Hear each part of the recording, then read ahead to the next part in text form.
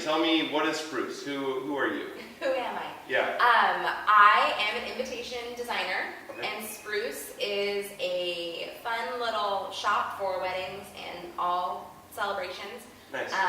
We also carry stationery books, so if folks, if the custom design makes them nervous, then we've got lots of great options that are all laid out that you can flip through and Kind of get inspired. get inspired, Yeah. customize. You can change the fonts, change the colors, tweak them to make them your own, but you're starting with a pretty simple foundation, so it can be a little less intimidating. Yeah. But we've got lots and lots of choices, so that can be a little intimidating too. Yeah. But it also makes it really fun and makes us able to work within a wide range of budgets, offer a lot of different printing methods, and all that good stuff. Nice. Okay, so walk us through the process of choosing design. How's that work? So the best way to kind of get started is usually I start just by showing folks some samples. Yeah. The biggest factor in price and also just what people want quality-wise is going to be the print method. Okay. So we offer digital or flat printing, letterpress, and thermography. Oh, wow, cool. So, which are all three very different. And a lot of times people have heard those words, but they don't really understand the physical differences in those printing methods. So we start there. We just pull out a couple samples. We explain that printing method. Some people are like, well, I know about letterpress. I love letterpress. That's what I want to do. So right there, that helps us narrow things down. Or you get the folks that are like, I think all of these are pretty, and I'm more concerned about budget. So let's start there. Cool.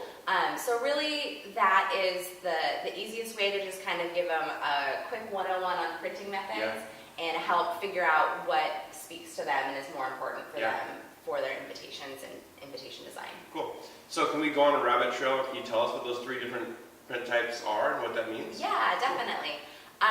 So digital or flat printing is just what it sounds like. It used to always be offset, which is the big presses.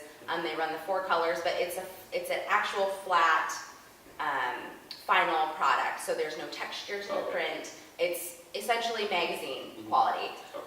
And now that's all moved to more higher quality digital printers or laser printers.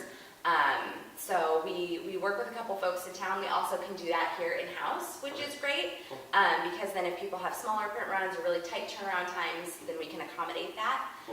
Letterpressing is one of the oldest methods of printing, and it started out with metal type, was slid into the press. It's pressed into the paper, so it's got that deep texture. It's usually softer paper, so the paper itself is kind of buttery feeling, has a great soft texture to be able to accommodate that impression, and it's just really super tactile and lovely, but because of its nature, it's pretty labor intensive. Each one has to be fed through by hand. We work with Bison Bookbinding locally, who is lovely. They're great.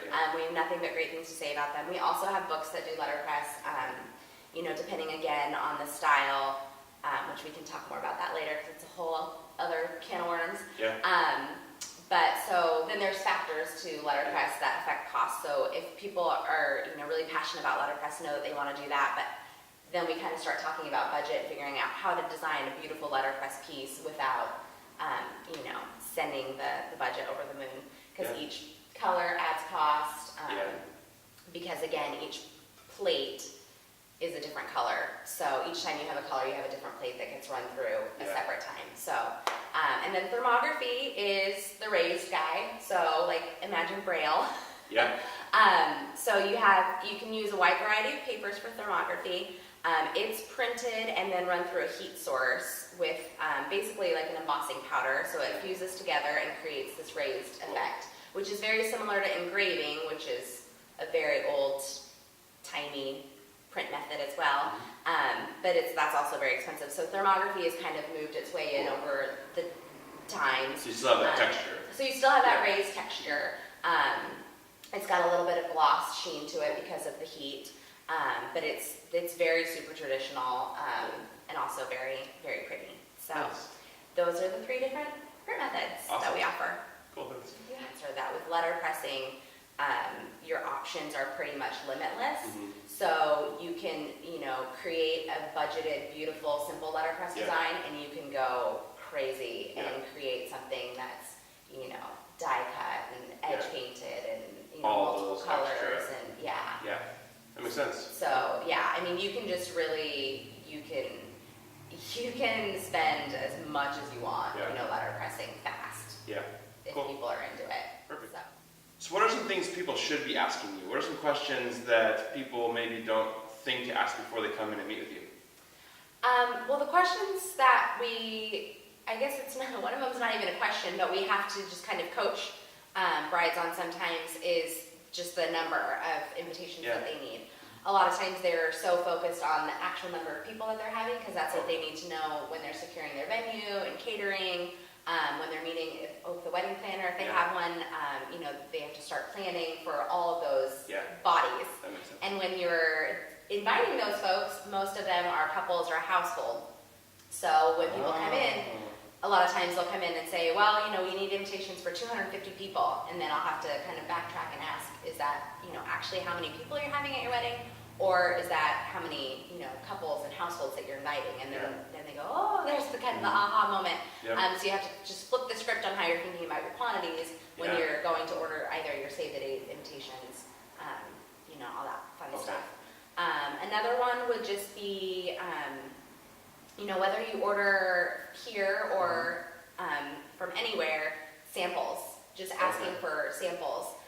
Again, you know, back to the print methods that we talked about, it's really good just to be able to look at physical samples and kind of see, you know, what you're getting, because that's what your guests are going to get too. That makes sense, So another question, so if someone orders, they only need 150, everything's so customizable. How can they order extras afterwards if they have a wrong number? How does that work? That's a great question. We always coach people to order like a 10 to 15% overage. Okay. So if you have 100 invitations, that'd be an extra 10 to 15. Okay. It's always, always, always cheaper to order more than you feel like you're going to need the first time than to have to go back and order an extra round, because then either, you know, some places have minimum order requirements. You're paying for shipping twice. It's just always better to order extras. Have a buffer. That makes sense. The first time around, especially if you are going to embark on, you know, methods like letterpressing. Most of that cost is in just setting it up, so you don't want to have to do that all over again. Cool. And so, what is it's nice to have everything be cohesive on a wedding day and throughout the process. Do you do a full suite of print stuff for couples? How's that work? Yeah, we definitely do. We do save the dates, invitations, and invitations, you know, these days are pretty flexible. When we do our pricing, we always plan on your invitation suite, so everything that includes. So some people can get away with just an invitation card and envelope if they have their guests, you know, RSVP by the website on the bottom. Most of the time, people have an RSVP card and envelope included. And then sometimes a third card, either a map or, you know, accommodations. That makes sense. Little business-sized cards are becoming really popular with your wedding website on there, so that can kind of become your information dump for your guests. And then we do all kinds of day of stationery. So you dream it up, we've probably done it. From seating signage, to programs, table numbers, menus, you know, helping with favor packaging or favor tags, welcome bags for your guests. Cool. We've made karaoke books for brides that have hired a karaoke band for their wedding. Nothing more. I mean, if you have anything, you know, that you need some stationery for on your wedding day that you've planned, we can help make it happen. So when it comes to wedding stationery, what's the time frame people should expect to make these orders and stuff? That's a great question. So it depends on the print method. Makes sense. If you're looking at save the dates, those are typically sent out 6 months in advance. We really encourage save the dates for folks that are either having a destination wedding or know that a majority of their guests are coming from out of town or getting married on a holiday weekend. Those are big ones. And wedding invitations usually go out 6 to 8 weeks in advance. You can push it to 10, you know, if you want to skip the save the dates and kind of give people a heads up. And then the actual process varies depending on the print method, as I kind of alluded to before. So flat digital printing is the quickest Typical turnaround times are 5 to 7 business days, in which that's for the books as well. Here in-house, we can accommodate faster, you know, if the quantities work, if you're in a pinch. And letterpress is 14 business days. Nice. All right, so how can people find you? They can come down to our shop on Cornwall Avenue. Nice. Our address is 1422. We are right next to Pure Bliss Desserts and the Limelight Theater. Nice. We have a website, www.shopspruce.com. We have a Facebook page, also /shopspruce, and Instagram. We love Instagram. Yeah. It's our favorite. Yes, So indeed. check out the Instagram for sure. Yeah, we do giveaways, and we always, you know, take photos of fun Cool. new product and invitations that we've designed. It's a great place to kind of just keep tabs on us. Perfect. Thanks for watching, you guys. I'm Aaron from Eventide. This is Brittany from Spruce. And if you have any questions for Brittany or anyone else we've had interviews with, or just general questions about weddings, go ahead and ask in the comments on this video on Facebook, or you can use the hashtag AskEventide on Twitter or Instagram. So thanks for watching, and have a great day. Bye. And by the way, you should subscribe. Subscribe down there, over there. Subscribe. Please subscribe. There might be more videos if you subscribe. But if no one subscribes, why are we doing these videos? So please. Hey, give me one of these.